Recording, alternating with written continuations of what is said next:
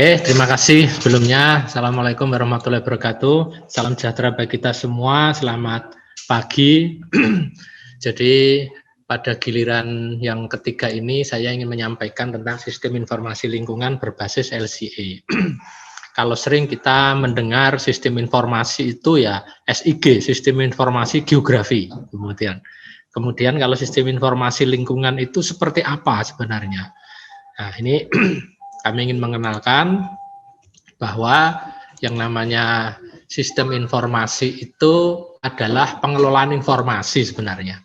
Jadi informasi yang berkait dengan lingkungan kita kelola sedemikian rupa sehingga yang berupa data-data dan berbasis pada sebuah permasalahan lingkungan. Jadi kalau seandainya kita basisnya permasalahannya bukan permasalahan lingkungan, ya itu berarti bukan sistem informasi lingkungan begitu. Sistem informasi perkantoran mungkin kalau masalahnya kantor. Kalau perusahaan ya sistem informasi perusahaan tersebut itu. Jadi berbasis permasalahan lingkungan, tapi kerangkanya adalah kerangka sistem. Sistem seperti apa sudah tadi dijelaskan oleh pembicara kedua Pak Budi begitu kan ya, tentang masalah sistem itu gitu kan ya. Itulah namanya sistem informasi lingkungan. Kenapa kok dibasiskan terhadap LCA? LCA itu analisis daur hidup produk gitu kan ya, analisis daur hidup produk. Jadi life cycle assessment lah istilahnya bahasa aslinya. Tapi analisis daur hidup produk mempunyai dua dimensi. Jadi kadang kelemahan kita mempelajari lingkungan, ketidaktuntasannya kenapa? Karena mempelajarinya adalah part by part, gitu kan ya, part by part, gitu kan ya. Artinya part by part itu bagian per bagian, sehingga satu bagian belum selesai muncul lagi masalah bagian lain belum selesai muncul lagi masalah bagian lain. Ini terus gitu kan ya, sehingga manajemen lingkungan kita adalah manajemen kagetan begitu. Ketika ada masalah baru diselesaikan, sehingga tidak sebuah sistem, ya kan ya, tidak sebuah sistem yang menyelesaikannya, sehingga sehingga permasalahan lingkungan ini kelihatannya kok nggak ada ujung pangkalnya, toh perasaan sudah dana digelontorkan seberapa besarnya kan begitu, program sudah seberapa bagusnya, keterlibatan sudah melibatkan sekarang sudah tidak triple helix lagi, tapi udah pentahelix, sudah dilibatkan semua. Permasalahan lingkungan kok tidak, ini mungkin karena pola pikir kita yang belum berpola pikir sistem. Maka dari itu di sistem informasi lingkungan itu kita mencoba dengan pendekatan, ini salah satu pendekatan saja ini LCA. Mungkin salah duanya ada pendekatan lain lagi, salah tiganya ada pendekatan lain lagi. Itulah ilmu yang selalu berkembang.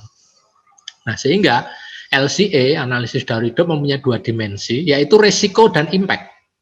Ini yang sering-sering kita ini, mungkin kalau tidak memahami, tidak bergelut di bidang lingkungan, mungkin dua ini dianggap, itu sama. Padahal itu dua hal yang berbeda. Ya kan? Yang namanya risk atau risiko, itu adalah possible to occur. Jadi, ketermungkinan. Kalau ketermungkinan kan maybe not, maybe yes kan begitu. Bisa jadi ya, bisa jadi tidak kan begitu. Ketermungkinan. Hanya triggernya apa? Kalau tidak ada trigger ya berarti ketermungkinannya ya kan jadi sedikit peluangnya kan begitu. Ini risiko. Kalau yang kedua adalah impact. Impact itu adalah dampak, itu certain to occur. Artinya sesuatu yang pasti terjadi.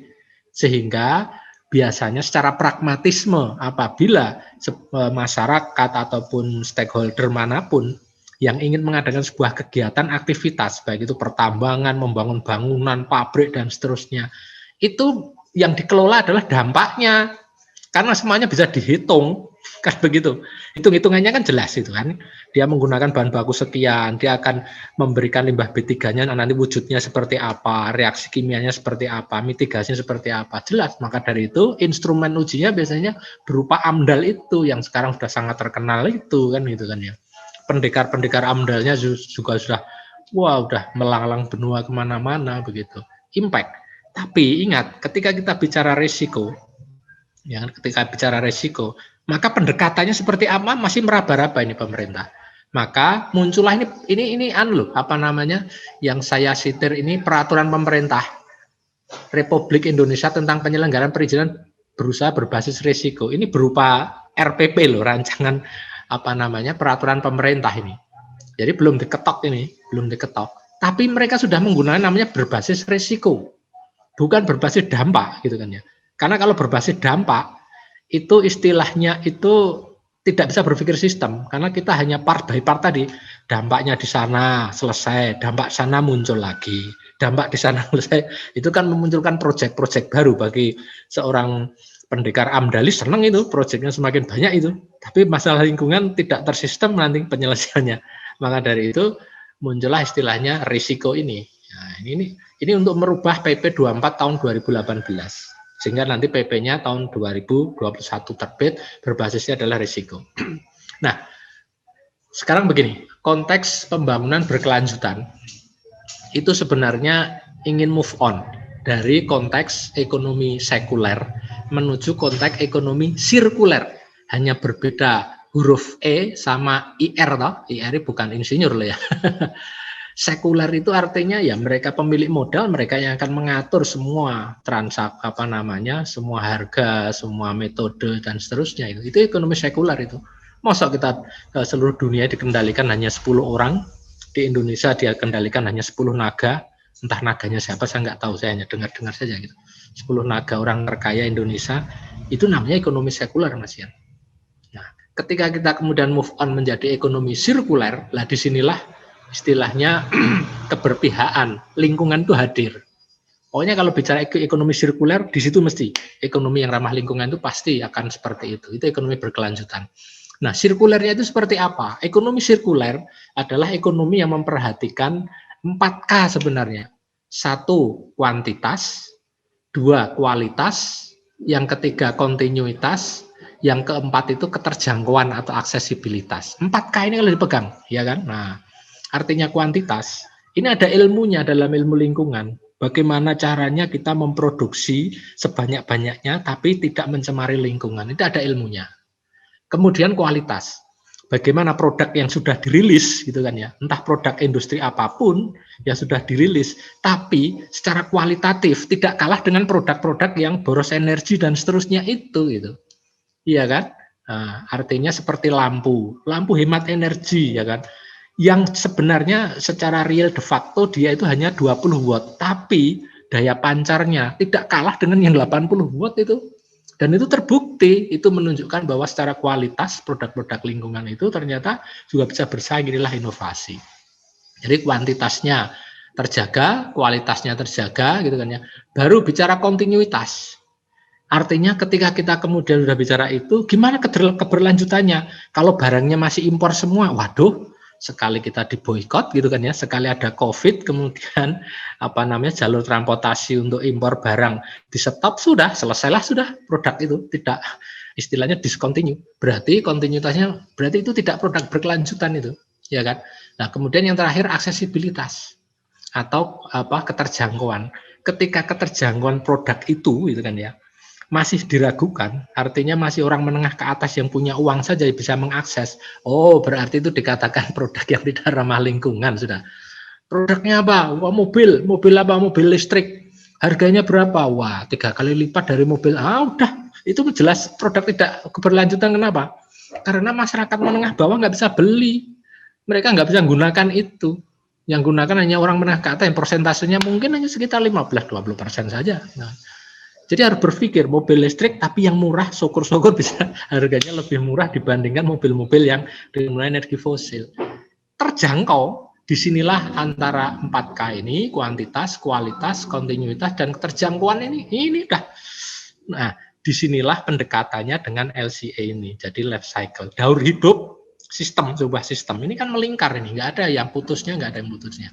Ketika ada putus satu saja, kontinuitasnya, berarti sudah tidak terjadi keberlanjutan itu. Ini sehingga istilahnya LCA dan ekonomi sirkuler ini disinilah konsepsi sekarang yang sedang banyak orang periset orang lingkungan itu untuk menjaga keberlanjutannya. Ini adalah salah satu jurnal saja ya, jurnal yang bereputasi tentunya yang Science Direct itu. Jadi recycling plastik begitu kan ya. Ini sebuah bentuk sirkular ekonomi. Ini menghitungnya dengan matrik LCA. Jadi LCA ini dengan sirkular ekonomi itu sekarang sudah kalau dulu tidak kenal, sekarang setelah kenal itu jadi saudara dekat gitu, ya kan? Saudara dekat sekali. Maka dari itu LCA ini sesuatu yang memang harus kita tangkap sebagai peluang bahwasanya ini jadikan pola pikir, pola berpijak, pola untuk memutuskan sebuah kebijakan, begitu kan ya. Bukan dalam artian untuk menggantikan yang dampak tadi ya, yang pragmatisme seperti AMDAL dan seterusnya, tidak. Tapi saling melengkapi, ya kan. Kalau LCA bicaranya sedikit makro, bicara resiko, begitu kan ya. Kalau dampak, AMDAL bicara tentang dampak itu. Nah, ini sekarang kita kembali ke laptop. Jadi environmental assessment tools-nya itu LCA itu analisis siklus hidup atau daur hidup, begitu kan ya. Nanti akan upgrade-nya ke eco design. Kalau kita sudah LCA-nya itu sudah tuntas, nanti akan saya beri contohnya, ya kan. Akan menjadi eco design. Ini merupakan suatu aplikasi praktis dari pemikiran siklus hidup di dalam desain produk. Jadi kalau kita sudah tahu seperti tadi bahasanya itu, sampai sekarang saya belum mempunyai penerjemah tentang FATE, FATE. Itu mungkin Prof Widi bisa tahu FATE itu apa. Kalau saya di googling itu nasib gitu kan ya. Nasib katanya. Penerjemahan nasib, entah tepat atau enggak, yang penting nasib lah. Nasib itu istilahnya kita dari lahir sampai liang kubur itu nasib kita itu bisa tergambarkan di situ. Itu fate-nya itu. Fate-nya sebuah produk itu. Dari bahan mentah sampai kepada limbahnya nanti lari kemana itu, kalau diketahui itu namanya nasibnya produk itu diketahui gitu. Nah, ketika kita sudah tahu LCA-nya ini, maka ya kan eco design-nya bisa kita kelola sedemikian rupa sehingga berarti kalau nasibnya seperti itu gitu kan ya. Nasibnya seperti itu, berarti gimana caranya agar memperbaiki nasibnya, kan begitu logikanya kan. Nah, otomatis kalau ini itu sampai karena ini kan ilmu prediktif, ini LCA ini sebenarnya prediktif tapi basisnya basis data ya, basis data. Jadi ada prediktifnya, ada realitinya, begitu kan ya. Itu kompleksitas dimasukkan dalam sebuah sistem, begitu kan ya. Kalau saya biasanya menggunakan dengan OpenLCA, ada yang menggunakan Simapro, nanti di bawahnya akan kelihatan gitu. Untuk mendesain agar nasibnya sebuah produk ini bisa meningkat derajatnya lah. Kalau dulu istilahnya limbahnya kok cuma dibuang seperti itu, gimana caranya limbahnya bisa di-recycle lagi, itu didesain ini merupakan. Kemudian ini mass flow analysis, merupakan suatu instrumen untuk mengetahui aliran material, bahan, dan energi. Jadi kalau kita sudah tahu material, ya kan, instrumen, bahan atau energi yang digunakan untuk memproduk sebuah luaran itu, gitu kan ya, kita memperbaikinya mudah kok. Berarti itunya yang harus diefisiensikan. Ininya berarti yang something errornya berarti. Tapi kalau seandainya kita ini mempelajarinya tidak by system tadi, tidak mempunyai sistem informasi lingkungan yang pas gitu kan, hanya part by part, dampak ini dikelola, dampak ini dikelola, dampak ini dikelola, ya otomatis tadi itu seperti yang kita lihat sekarang, kok kelihatannya masalah lingkungan nggak akan selesai atau ini, kan begitu kan ya. Nah, sehingga ini evolusi frameworknya ada ISO gitu kan ya, ISO 14 seri 14.000 begitu kan ya. Intinya nanti larinya LCA ini adalah spin off-nya ke eco efisiensi. Kemudian water footprint. Bayangkan, air saja ketika keluar dari kita mandi, kita wudhu, itu bisa ditelusur itu. Jadi kayak menggunakan carbon dating gitu ya. Airnya lari kemana, terus mereka itu terjadi evaporasi berapa, penguapannya, dan water footprint-nya kelihatan kok. Hebat banget itu kan. Tapi ini yang tadi ada aspek prediktif juga gitu, dengan menggunakan data-data yang ada. Ini the power of LCA-nya kan di situ, memprediksi berdasarkan data minimize yang ada. Ini. Kemudian eco efisiensi, kita bisa mengefisiensikan sebuah produk itu gitu kan ya. Nah, ini kan memberikan, kalau sekarang dalam disiplin ilmu kan namanya diplomasi lingkungan. Diplomasi lingkungan. Kenapa kelapa sawit yang saya contohkan nanti gitu kan ya. Kok kita selalu dibombardir oleh isu-isu yang tidak sedap gitu kan ya. Merusak hutan kayak kelapa sawit kita tidak ramah lingkungan kayak itu tuh, apakah ini sebuah mafia atau memang kita memang diplomasi lingkungan lemah? Coba kita tunjukkan dengan menggunakan LCA. Maka ketika ada eco efisiensi, ini sebagai justifikasi untuk meningkatkan diplomasi produk sawit kita. Karena diplomasi lingkungan. Jadi diplomat lingkungan ke depan harus memahami LCA ini. Ya kan, ini material flow coating dan carbon footprint-nya juga. Emisinya juga bisa kelihatan itu nanti. ya kan, emisi bisa kelihatan. Bayangkan dari atas bawah sudah bisa terdeteksi dengan the power of LCA ini. Wah, ini kan ilmu masa depan ini. Ilmu masa depan. Nah, ini kan ANEK 14 seri 14.000 ini metode pendekatan antara lain. Sebenarnya ini sebuah karena sistem ya, menggabungkan analisis dampak lingkungan yang part by part tadi, akunting manajemen lingkungan, kemudian analisa aliran material, bahaya dan risiko bahan kimia, manajemen daur hidup, dan ini semua istilahnya dalam penghitungan biaya ini dikerangkum dalam sebuah topik namanya LCA itu. Nah, ini sehingga LCA itu adalah suatu teknik yang digunakan untuk mengukur aspek-aspek lingkungan yang terkait dengan suatu produk, suatu proses pembuatannya, ataupun layanan yang diberikan oleh produk tersebut selama siklus hidupnya. Ini kan overall ini, ya kan, dari A sampai Z itu kan ya, paripurna itu. Sehingga analisis kontribusi tahapan siklus terhadap beban lingkungan keseluruhan biasanya dengan tujuan untuk memprioritaskan pada perbaikan produk dan proses, membandingkan antar produk untuk komunikasi internal, ya kan, komunikasi internal apa yang harus diperbaiki toh. Besok lagi apa lagi yang harus diperbaiki. Kalau kita tahu berpikir sistem, saya yakin mudah itu. Nah, ini contohnya ya, mulai dari irigasinya, ya kan, irigasinya diketahui sampai produk kapas, pestisidanya juga diketahui, pemanenannya, transportnya, kemudian bagaimana pemintalannya gitu kan ya, sampai menjadi di weaving, ya kan, sampai jadi sampai ke washing karena sudah jadi baju dipakai, sampai final waste. Oh, berarti ini sudah final waste, ini mau diapakan lagi gitu kan, dengan menggunakan deterjen, terpantau semua kalau berpikirnya sistem. Jadi baju yang kita pakai itu dari ujung sampai ujung itu terpantau semua, ini kan begitu kan ya. Ini final waste, tugas kita gimana caranya untuk mensirkulerkan ekonomi ini dijadikan bahan baku, lari lagi ke sini, gimana caranya ya kan, lari lagi di sini dengan menggunakan 5R katanya. Jadi reduce, reuse, recycle, katanya repairing itu kan ya, sama replace katanya gitu. Tidak 3R lagi tapi 5R itu. Sehingga ini nanti melingkar gini. Itulah namanya ekonomi sirkular gitu. Jadi ini contoh riset LCA, diplomasi lingkungan produk sawit, ini yang saya lakukan, yang sudah saya lakukan. Jadi ini green AMP. Jadi AMP itu istilahnya untuk memanasi sampah gitu kan ya. Produk aspal gitu kan ya, manasi sampah. Ini ada gasifikasi, ini dari cangkang sawit. Kami menggunakan limbah cangkang sawit, saya manfaatkan untuk proses gasifikasi, dia untuk mensupport energi di genset. Listrik ini digunakan untuk memanasi aspal mix, ya kan, aspal mix untuk mencampur aspal itu kan perlu pemanasan. Pemanasannya itu energinya dari cangkang sawit seperti ini. Selama ini memanasnya dengan menggunakan solar yang tidak ramah lingkungan gitu kan ya, dan dia sebagai bahan bakar fosil gitu. Sehingga ini BBM-nya sampai dipaparkan ke jalan, ya kan, jalan aspal gitu kan ya, jalan aspal. Ini dari material awal ini. Nah, ini sampai ini dan seterusnya. Nah, ini sebuah contoh. Ini yang sudah saya lakukan, yaitu saya dengan tim tentunya yang di kampus kami. Satu tim berempat, kami sudah melakukan gimana caranya cangkang sawit itu dibuktikan ternyata mereka itu bisa mereduksi emisi gas CO2 jika di branding, ya kan, jika di branding dengan menggunakan solar. Kalau dengan solar emisi yang dikeluarkan sekian begitu kan ya, ternyata kita bisa efisiensi kurang lebih 60% gas CO2 yang dikeluarkan. Ini bisa dilihat reduksi, ya kan, emisi reduksinya sekitar 5,3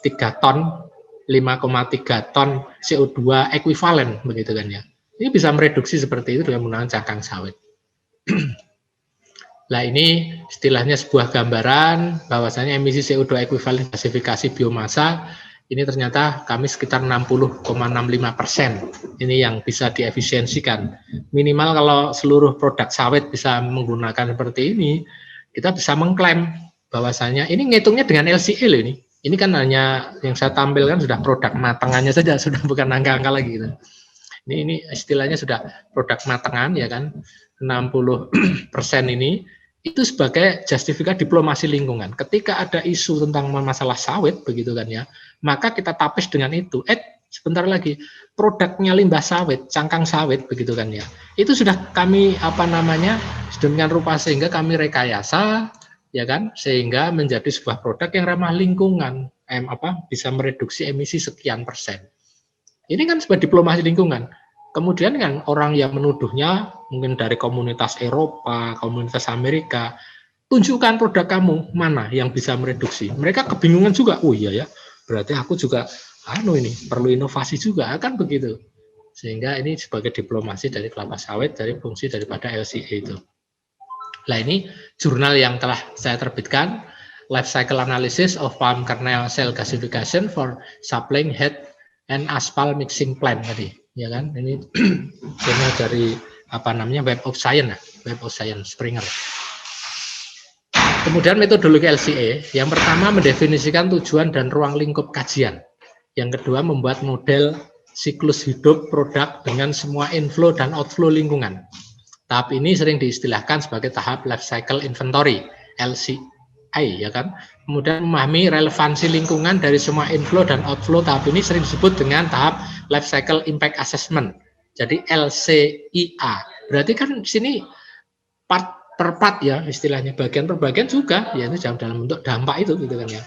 Nah, istilahnya cradle to cradle, istilahnya tiap bagian ke bagian itu namanya cradle to cradle. Ya. Itu namanya LCI.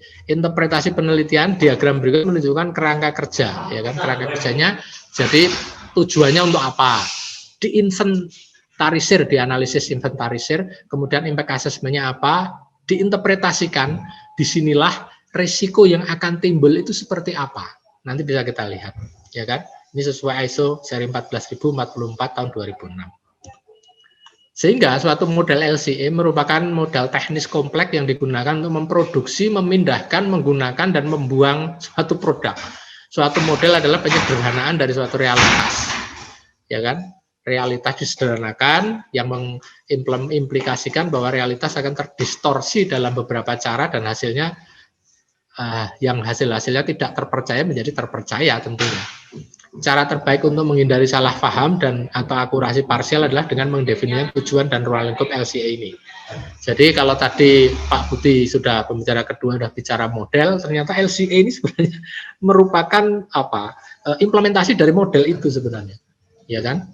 Nah, ini inventory pengumpulan data, nanti electricity-nya berapa, plastik yang digunakan berapa, bajanya berapa, produksi berapa, distribusi, penggunaan, insenerator, dan seterusnya, sampai LCA, ya kan? Tabel environmental intervention-nya. Jadi ini menggunakan ini bahan baku sekian, menghasilkan gas sekian, dan seterusnya. Nanti ada softwarenya sehingga kita tinggal klik saja sesuai dengan klasifikasi, kategori, dan karakterisasinya. Karena ini presentasi waktu singkat ya otomatis saya ada display seperti ini kan ya. Nah, ini indikator kategori adalah representasi terukur dari kategori dampak yang ditentukan menurut standar CML IA indikator ECO 99 kan begitu. Ini seandainya ada gas dan seterusnya. Inilah yang saya mengatakan istilahnya mendekati sebuah risiko. Jadi greenhouse effect, eutrofikasi, asidifikasi, ozon dan seterusnya. Ini ada kerusakan ekosistem, kerusakan kesehatan manusia. Ini jadikan sebagai sebuah indikator, ya kan? Kalau seandainya dampak lingkungan, kalau dampak lingkungan kan part by part ya, part by part. Jarang AMDAL kok istilah menyertakan, wah ini proses greenhouse effect-nya seperti apa? Nggak mungkin, ya kan? Mungkin nanti pendekar AMDAL-nya pada kebingungan itu. Ini areanya area risiko. Dia memberikan risiko apa? Gitu. Risikonya adalah perubahan iklim, kemudian ada hujan asam dan seterusnya, begitu kan ya. Karena areanya area risiko. Kalau area dampak ya pertanyaannya mungkin ya pragmatisme itu gitu kan ya. Dia akan memberikan dampak apa gitu. Jadi ini perlu luruskan gitu. Langkah-langkah karakterisasi, klasifikasi, normalisasi bisa kita lihat perubahan iklim, kemudian asidifikasi, toksisitas dari human toxicity gitu. Kemudian LCA dengan ini akan tentukan hasil LCA mana yang berkontribusi pada kategori dampak manusia untuk perubahan iklim, lipat gandakan intervensinya. Nggak mungkin dokumen AMDAL kok diminta untuk analisis risiko, ini kan sebuah risiko ini kan ya. Jadi agak sedikit global, sistemik gitu kalau risiko. Kalau analisis kan hanya part by part kalau seandainya dampak itu. Ya kan, ini indikator. Kemudian impact kategorinya, global warmingnya adalah seperti itu. Jadi karakteristik faktor global warming, impact kategorinya climate change, gitu kan ya. Indikator resultnya yaitu CO2 ekuivalen yang dihasilkan berapa. Ya kan nggak mungkin AMDAL dokumennya suruh menghitung CO2 ekuivalen yang dikeluarkan berapa dan terusnya. Ya apa namanya, memang areanya bukan itu gitu. Nah, ini interpretasi. Sekarang kalau interpretasi itu adalah fase penilaian siklus hidup, di mana temuan dari analisis inventaris atau penilaian dampak atau keduanya digabungkan sesuai dengan tujuan dan ruang lingkup yang ditentukan untuk mencapai kesimpulan dan rekomendasinya. Untuk menafsirkan LCA, Anda harus memeriksa tujuan dan cakupan.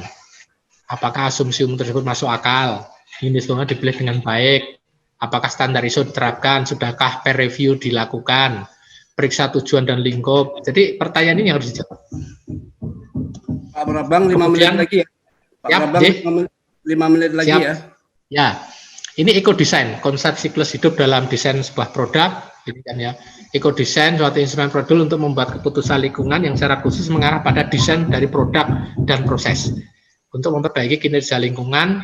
Jadi eco design tujuannya memperbaiki kinerja lingkungan dan bisnis di dalam pengembangan produk dan proses. Eco design menggabungkan pemikiran siklus hidup di dalam mengidentifikasi kemungkinan perbaikan lingkungan. Sehingga ini peluang bagi pendekar lingkungan itu. Kalau seandainya Anda konsultan eco design, mesti dicari di mana-mana itu. Untuk mendapatkan kalau sekarang propernya dari proper emas gitu kan ya. Eco design ini sebenarnya ada inovasinya. Ini cangkir keramik, ini mug atau kertas gitu kan ya. Kementerian Lingkungan Hidup dan seterusnya. Intinya kalau hanya dengan keramik memberikan risiko apa, kertas risiko apa dan seterusnya. Kemudian konsekuensi untuk komposisi jumlah, ekoefisiensi itu sebenarnya performa fungsional yang dihasilkan oleh produk selama siklus hidup dibagi dengan dampak lingkungan dari produk selama siklus hidup. Inilah menerapkan hasil efisiensi lingkungan dalam produk ramah lingkungan itu. Sehingga apa itu? Mass flow, areal material flow, ini sudah menjelang akhir. MFA suatu pengukuran sistematik dari aliran bahan. Ada MFA bulk MFA sama BMFA. Fokuskan pada aliran bahan, misalnya bahan bangunan, produk, substan, SFA, yang bertujuan untuk menganalisis aliran zat tunggal. Jadi aliran ini juga kita perhatikan. Ini bulk yang difokuskan pada aliran bahan, kalau ini substan yang bertujuan untuk menganalisis aliran zat tunggal. Sehingga aplikasi MFA, Environmental Impact Management, identifikasi keberadaan, hotspot titik kontrol pergeseran masalah. Sehingga ada neraca aliran material di daerah aliran sungai. Ini juga bisa diidentifikasi nanti aplikasinya aliran. Sehingga pencemaran sungai itu seperti apa aliran masanya, itu bisa diidentifikasikan. Saya kira itu, Prof. Vidi, 5 menit saya kira sudah pas ini ya.